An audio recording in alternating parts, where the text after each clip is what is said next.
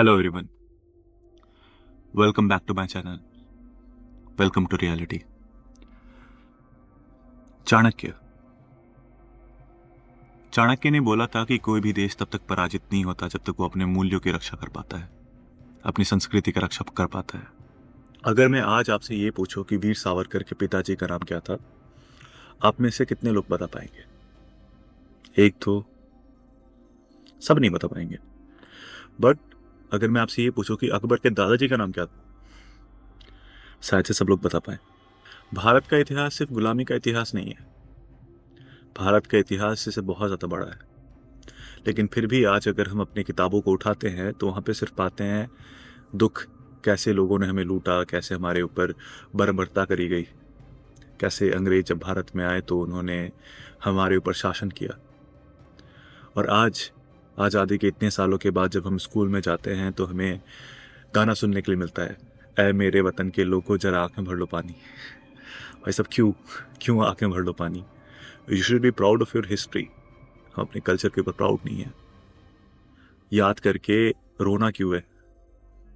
और you can write something in your text book जो सुन के एवरीबडी शुड फील प्राउड, सीना चौड़ा हो जाए। आंख में क्यों भर लो पानी भाई? That doesn't make sense, right? तो ये सब कैसे हुआ और क्यों हुआ, ये जानने से पहले आइए जानते हैं हमारे भारत का इतिहास, हमारे भारत का रिच पास्ट। जब अंग्रेज भारत नहीं आए थे या फिर जब भारत पे इन्वेशन नहीं हुआ था, उससे पहले India was the world richest country. और भारत को सोने की चिड़िया भी इस वजह से कहा जाता था। दुनिया का सारा गोल्ड रिजर्व और हर एक चीज़ हमारे पास था, क्योंकि उस वक्त हम एक्सपोर्ट ज़्यादा करते थे, हमारे यहाँ इनोवेशंस होती थी, हमारे यहाँ साइंस और टेक्नोलॉजी के ऊपर फोकस किया जाता था। हमारे यहाँ यूनिवर्सिटीज़ थी जहाँ पे अलग अलग देशों से, जापान, ग्रीस, यहाँ तक कि टर्की से भी लोग आते थे। चाणक्य से पढ़ने तो चाइना से लोग आए थे, उनके बड़े बड़े फिलोसफर्स।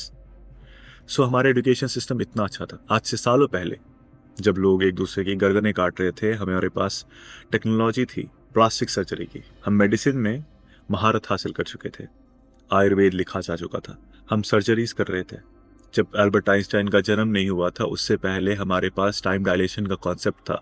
बहुत सारी कहानियां थी टाइम डायलेशन पे, यहाँ तक कि पैरेलल यूनिवर्स पे। जब लोगों को ये नहीं पता था कि अंटार्कटिका कहाँ पे सिचुएटेड है, उस वक्त हमारे पास पहले से हमारी किताबों में 9 ग्रह के बारे में लिखा हुआ था। सो हम लोग इतने ज़्यादा एडवांस थे।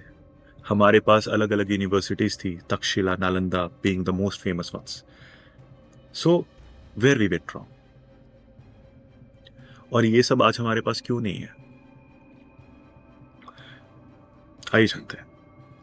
तो सबसे आगे जब अंग्रेज भारत आए तो उनको हमारे ऊपर शासन करना था। Now here I will really appreciate the way Britishers used to think, क्योंकि भले ही वो दुश्मन हो या फिर उन्होंने हमारे साथ गलत किया हो, बट उनकी सोच देखिए आप। सबसे आगे हमारे ऊपर शासन करने के लिए उन्होंने गुरुकुल बर्बाद करना ज़्यादा सही समझा। उन्होंने हमारा का सारा एजुकेशन सिस्टम था उसको बर्बाद कर दिया और बोला कि ये किसी काम का नहीं है। Somebody said, I don't remember his name, that a good shelf of English book is equivalent to a whole library of Hindi book. हमारे दिमाग में ऐसी चीज़ें डाली गई, हमें धीरे धीरे मेंटली कॉलोनाइज किया जाने लग गया। और उनको एम्प्लॉयज़ चाहिए थे, तो उन्होंने एक नया एजुकेशन सिस्टम लॉन्च किया जहाँ पे आप सुबह जाओ, 8 घंटे पढ़ाई करो, उसके बाद काम करके घर पे आओ, तो फिर भी होमवर्क करो। क्यों चाहिए था ऐसा सिस्टम? क्योंकि उन्हें और एम्प्लॉयज़ चाहिए थे ताकि इनोवेशन नहीं हो पाए, वो उनके लिए काम करे।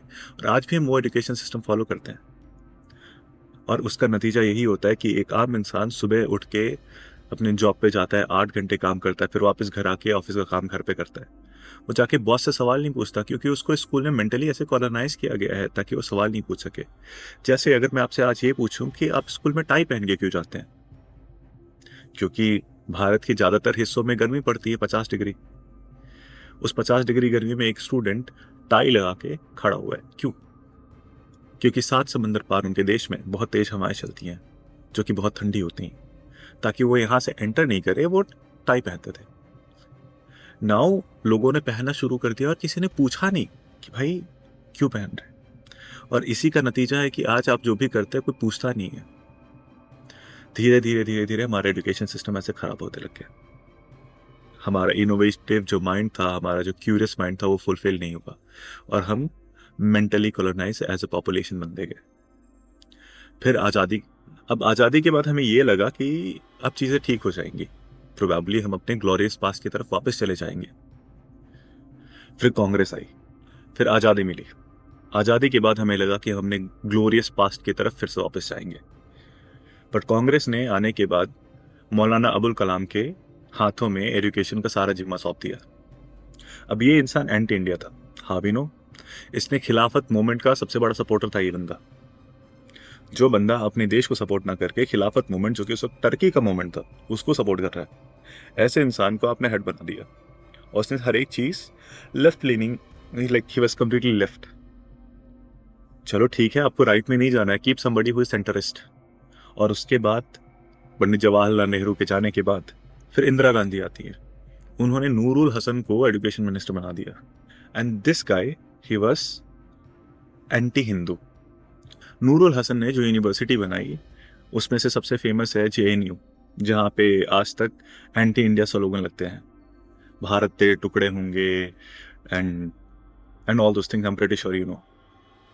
So everybody was left leaning and that was not enough. उसके बाद इन्होंने NCERT में भी ये सारी चीज़ें डालनी शुरू कर दी।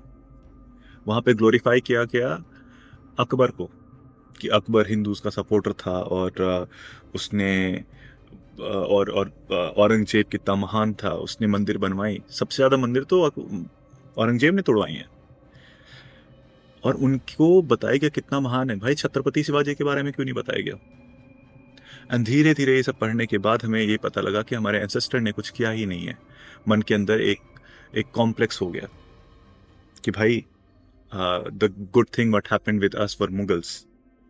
हमारा इतिहास के बारे में हमें कुछ बताया ही नहीं गया। So we never took proud on ourself, we never took proud on ourself as a culture, as a civilisation, as a human being even. But धीरे धीरे चीजें बदल रही हैं। ये देखिए, हमारे माननीय प्रधानमंत्री नरेंद्र मोदी ने अभी क्या बोला। भारत का इतिहास जंग का है, भारत का इतिहास त्याग का है, तप का है, भारत का इतिहास वीरता का है, बलिदान का है, महान परंपरा का है। लेकिन दुर्भाग्य से हमें आजादी के बाद भी वही इतिहास पढ़ाया जाता रहा जो गुलामी के कालखंड में साजिशन रचा गया था। पहले जो गलती हुई, अब देश उसे सुधार रहा। सो अब अगर ये एक बेसिक जो दिक्कत है हमारे एजुकेशन पॉलिसी, अगर ये चेंज हो जाती है, जो कि 2025 से प्लान किया गया है कि नई एजुकेशन पॉलिसी लाई जाएगी, तो वापस शायद से भारत देश एक ब्राइटर फ्यूचर की तरफ मूव कर सकता है। हमारे देश में वापस इनोवेशंस आ सकती हैं और ये जो जॉब का माइंडसेट है, और ये शायद से हमारे अंदर से जा सकता है। मेंटल कॉलोनिज्म जो है वो ख़त्म हो सकती है। अगर आपको मेरा वीडियो पसंद आया, please do subscribe to the channel, like the video, and see you in next video very soon. Thank you.